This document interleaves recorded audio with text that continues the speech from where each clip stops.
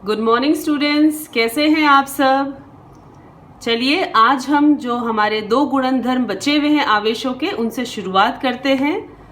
हमने कल की क्लास में दो गुणनधर्म कर लिए थे, होपफुली आपने उन्हें देख लिया होगा। आज के जो दो गुणनधर्म हम लेने जा रहे हैं उसमें से एक गुणनधर्म है विद्युत आवेश का संरक्षण। तो संरक्षण नाम सुनते ही आप लोगों को याद आया होगा, ये संरक्षण हमने और भी कई जगह पढ़ा है ना। हमने पिछले अपनी 11वीं क्लास में भी ये संरक्षण पढ़ा है। तो सोचिए कि ये संरक्षण क्या था, कहाँ था, थोड़ा इसके बारे में। और इंग्लिश में इसे क्या कहते हैं हम लोग, कंजर्वेशन। संरक्षण को इंग्लिश में कहते हैं कंजर्वेशन। तो कंजर्वेशन ऑफ इलेक्ट्रिक चार्ज। आज का हमारा टॉपिक है विद्युत आवेश का संरक्षण, या इंग्लिश में बोले तो कंजर्वेशन ऑफ इलेक्ट्रिक चार्ज।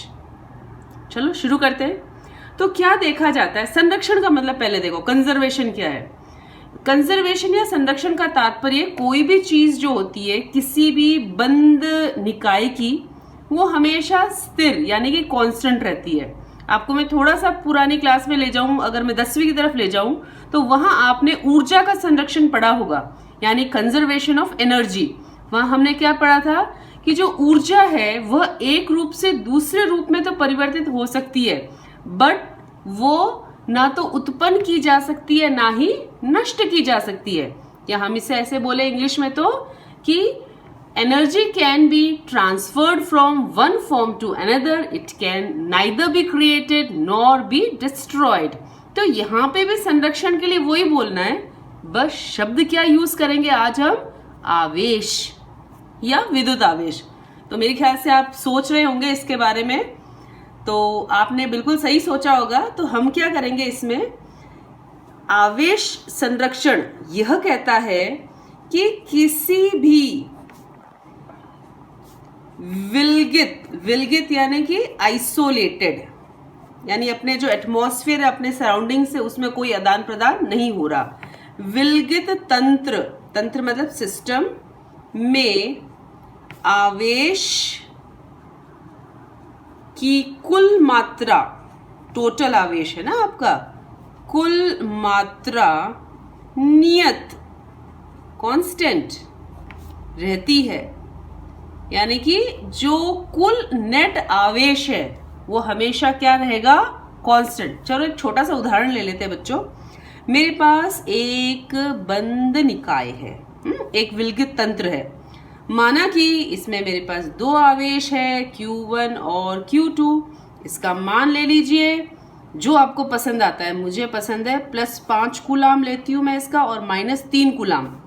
ठीक है, अब इस पे आप लोग निकालिए नेट आवेश, जो हमने कल के टॉपिक में किया था। नेट आवेश में क्या करना है, आप लोगों को इनको जोड़ना है, पर किसके सहित, चिन्ह सहित। तो हमको इनको जोड़ना है चिन्ह सहित, और इसका निकाल लेते हैं मान। Q1 का मान है +5, Q2 का मान है -3, और इसका उत्तर आने वाला है 2 कूलाम, +2 कूलाम। ठीक है, अब क्या किया, इस निकाय में कुछ बदलाव हुए, या ये डब्बा है, इसमें ऐसे सोच लो कि दो मेरे पास में निकाय है, दो आवेश है, इनको आपने हिलाया। जब हिलाया यानी कि कुछ चेंज हुए, एक्चुअली में हिलाते नहीं, आपको बस समझाने के लिए बात कह रहे हैं। कुछ बदलाव हुए और फिर ये निकाय सेम है पर इसके अंदर कुछ चेंजेस हुए, कुछ बदलाव हुए, और हम देखते हैं कि इन आवेशों का मैं सपोज नाम दे देती हूँ यहाँ पे अब की बार +4 कूलाम, और ये हो जाएगा हमारे पास में -2 कूलाम। अब यहाँ निकालिए नेट आवेश। यहाँ पे आप नेट आवेश निकालेंगे तो आपको क्या प्राप्त होने वाला है, फटाफट से करिए, फटाफट से, मेरे से पहले करिए। चलो, क्या आने वाला है, 2 कूलाम। तो हम क्या देखते हैं, पहले और पश्चात, यानी आपने कोई अभिक्रिया की है, कोई प्रक्रिया हुई है, तो क्रिया से पूर्व कुल आवेश और क्रिया के पश्चात कुल आवेश क्या रहता है, नियत यानी कि स्थिर। बस यही है आपका आवेश का संरक्षण। ये आवेश का संरक्षण हमारे आगे 12वीं क्लास में काफी जगह प्रयोग होने वाला है। मेनली आप इसको रेडियो एक्टिविटी क्षय अपना एक पार्ट होगा, उसमें आप इसको देखेंगे। और आपने कुछ नाभिकीय अभिक्रियाएं कर रखी होगी अपने केमिस्ट्री में, उसमें भी आप लोग हमेशा क्या करते होंगे, आवेश को बाएं और दाएं तरफ हमेशा बैलेंस यानी कि संतुलित करते होंगे। तो एक उदाहरण ले अपन सब, चलो देखते हैं। तो मैं अभी एक नाभिकीय अभिक्रिया बताती हूँ, यानी कि कोई हमारी न्यूक्लियर रिएक्शन हो रही है यहाँ पर, और आप लोग हमेशा उसमें कहते हो कि नाभिकीय अभिक्रियाएं होती है ना, उसमें हमेशा क्या रहता है बच्चों, आवेश संरक्षित रखते हो, बैलेंस करते हो। देखो अभी आपको याद आएगा। तो मैंने एक नाभिकीय अभिक्रिया ली, यूरेनियम ले लेते हैं, यूरेनियम वाली बहुत ही कॉमन है, इसको लगभग सभी बच्चे याद रखते हैं, बहुत बार रिपीट होती है। ठीक है, ये यूरेनियम 235 है। इसका जब तक नाम सोचिए कौन सी अभिक्रिया है, आपने दो पढ़ी है, एक संलयन और एक विघटन, है ना। इसे इंग्लिश में फ्यूजन और फिशन के नाम से जानते हैं। ये कौन सी है, सोचते रहिए जितने। चलो मैंने लिख दी है यहाँ पर इसकी अभिक्रिया इक्वेशन। तो हम क्या कहते हैं कि आप क्या करते हैं, दाई तरफ और बाई तरफ, लेफ्ट साइड और राइट साइड कुल आवेश की मात्रा निकालते हैं। निकाले तो यहाँ पर बाई ओर, बाया यही है, बाई ओर आवेश का मान, कुल मान लिखते हैं। चलो कुल मान निकालो। एक तरफ का मैं लिखूं 92 प्लस 0 बराबर 92 आ रहे। इसी तरीके से दाई ओर, दाई यानी ये वाला, आवेश का मान left side and right side कुल चार्ज लिख रहे हैं बच्चों अपन लोग। तो कुल मान देखो क्या आ रहा है, 36 प्लस 56 प्लस 0। देखो बेटा यहाँ पे 3 है ना, तो 3 इंटू 0 करना है, वो 0। तो ये टोटल करो 92। तो बाया बराबर दाया, तो बाई तरफ कुल आवेश किसके बराबर है, दाई तरफ कुल आवेश के। तो हो गया ना अपना बैलेंस। बस यही है विद्युत आवेश का संरक्षण। विद्युत आवेश का संरक्षण हमें यह कहता है कि अगर कोई विलगित तंत्र है यानी कोई आइसोलेटेड सिस्टम है, तो उसका जो नेट आवेश है किसी क्रिया से पहले और क्रिया के पश्चात हमेशा क्या रहेगा, कांस्टेंट। होपफुली आपको ये समझ आया होगा। आगे चलते हैं हमारे चौथे और आखिरी गुणधर्म में।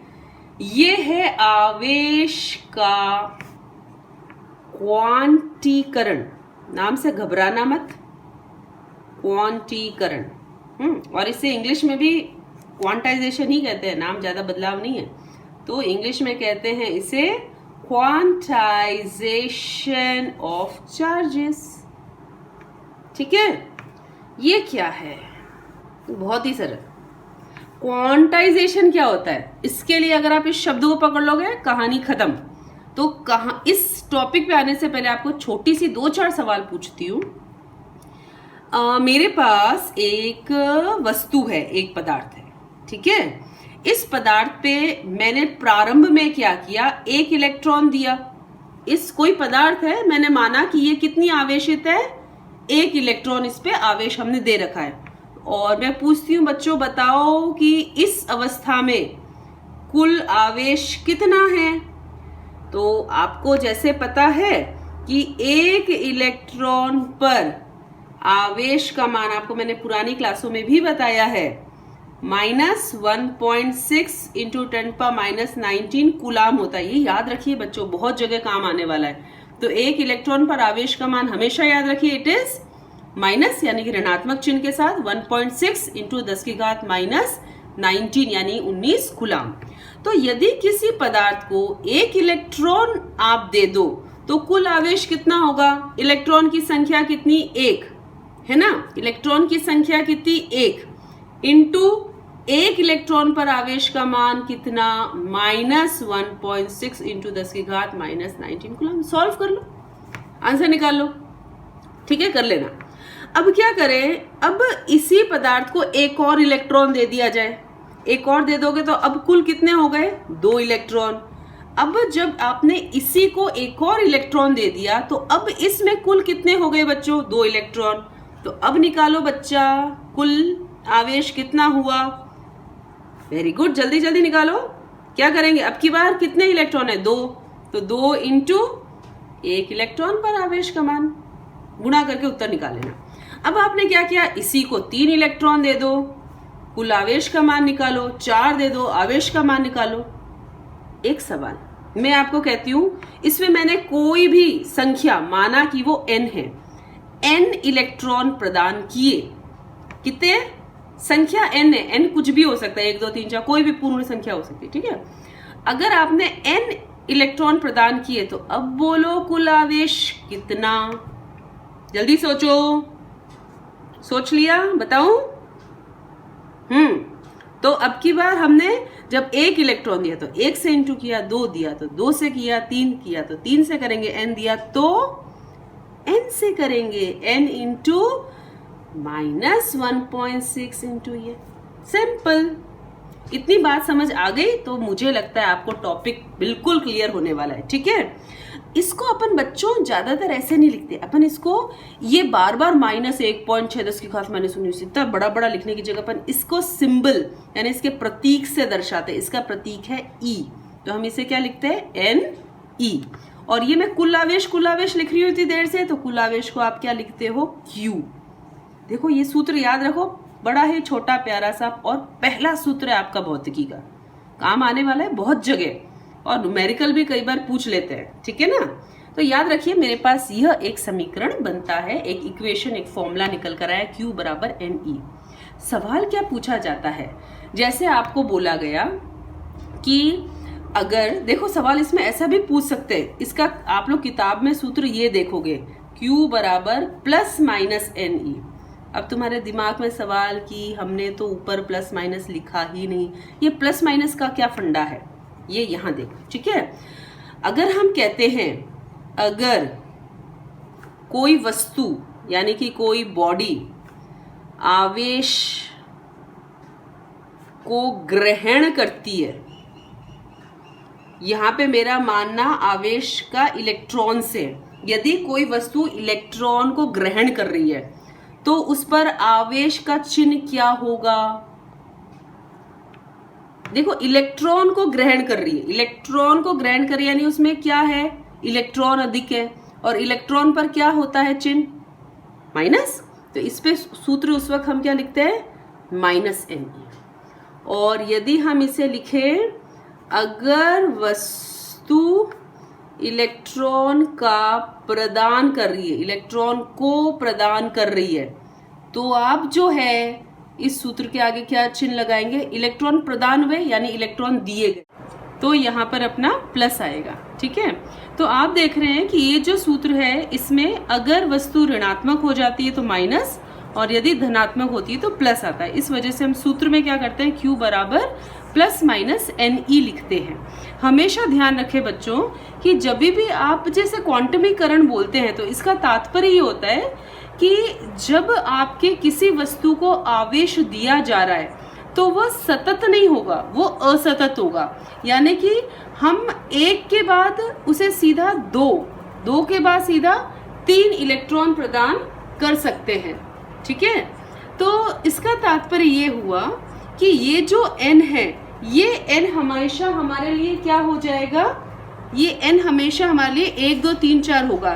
ये कभी भी डेसिमल में, डेसिमल यानी कि पॉइंट में नहीं आएगा, और ना ही ये कभी भी भिन्नात्मक यानी कि फ्रैक्शन में होगा।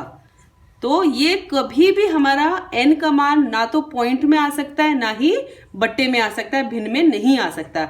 n का मान हमेशा किस में ज्ञात होगा? हमारी ऐसी पूर्ण संख्याओं में ही ज्ञात होगा। इसी को कहते हैं आवेश का क्वांटमीकरण, ठीक है। तो इससे संबंधित एक छोटा सा सवाल करके देखते हैं हम लोग। तो अगर सपोज हमारे पास एक सवाल है, देखो हमने बात की कि हमेशा पूर्ण संख्याओं में होगा, तो हम देखते हैं हमारे कोई वस्तु दे रखी है, और सपोज हम चलो सवाल लिख लेते हैं। सवाल है कैन अ चार्ज ऑफ, कोई भी मान ले लेते हैं, +8 × 10⁻, क्या ले, -18 coulomb can be given to a body, यानी कि क्या किसी भी पदार्थ या वस्तु को हम इतना आवेश दे सकते हैं या नहीं, हमें ये जांचना है। कोई भी जो वस्तु है, बॉडी है, क्या उस पे इतना आवेश वो ग्रहण कर सकती है या नहीं, ये हमें जांच के बताना है। ठीक है, तो इसको हल करने का तरीका क्या है, सूत्र ले लेते हैं अपन। Q बराबर NE, E का मान ध्यान रखिएगा, जहां E क्या होगा बच्चों, E का मान होगा 1.6 इंटू 10 की घात -19 कूलाम, और Q का मान हमको यहाँ पे ये दे रखा है, तो इस सूत्र में पुट कर लेते हैं। Q के स्थान पर आया हमारे पास में प्लस में ही है, 8 इंटू 10 की घात -18, N की जगह N, E की जगह मान रख लेते हैं, और इसके बाद अपन क्या करेंगे, N का मान निकाल लेते हैं। अब N का मान निकालने के पश्चात आपको क्या जांचना है कि ये पॉइंट में या फिर भिन्न रूप में उत्तर नहीं आना चाहिए। ठीक है, तो इसको हल कर लेते हैं। इसको हल करने पे आपका आएगा 8 बटा पॉइंट हटेगा 16 इंटू ये ऊपर गया तो 100। ठीक है, तो इसको काट लो, 2 के पार से फिर कटा, तो ये उत्तर क्या आया अपने पास में 50। तो n का मान कितना प्राप्त हो रहा है, 50। ये देखो पूर्ण संख्या है, ये पॉइंट में नहीं है, भिन्न में नहीं है। ये अगर 50.1, 50 पॉइंट कुछ भी पॉइंट में कुछ भी होता या बट्टे में होता, तो हम कहते कि यह वस्तु पे इतना आवेश नहीं आ सकता, किंतु हमें n एक पूर्ण संख्या मिल गई है, 50 मिल गई, तो हम क्या लिखेंगे यहाँ पे, हाँ इस बॉडी पर इतना आवेश हम लोग दे सकते हैं। A body can contain this much of charge. ठीक है, तो आपके लिए ट्राई के लिए सवाल देते हैं, आप ऐसा करिएगा, इस एक सवाल खुद करिएगा, इसका मान बदल लीजिएगा, इसको प्लस की जगह एक +7 इंटू 10 की घात -18 ये मान रख के चेक करिएगा कि आप उस वस्तु को आवेशित कर सकते हैं या नहीं, और नीचे मुझे कमेंट बॉक्स पे अवश्य बताइएगा इसका answer. Thank you, have a good day. मिलते हैं अपने नेक्स्ट टॉपिक के साथ।